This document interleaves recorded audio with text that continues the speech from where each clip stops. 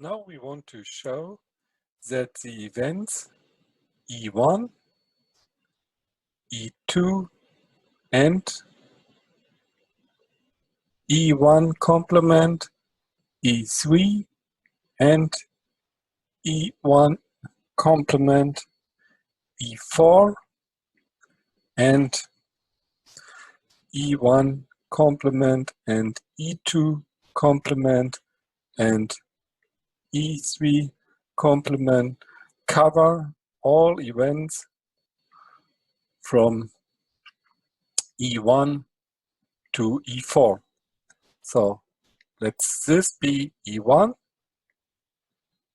this be E2, this be E3, and this be E4.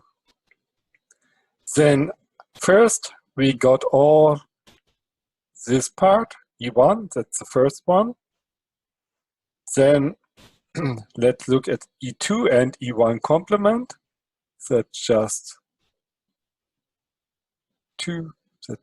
all of this here.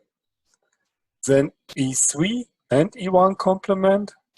That's just all of this.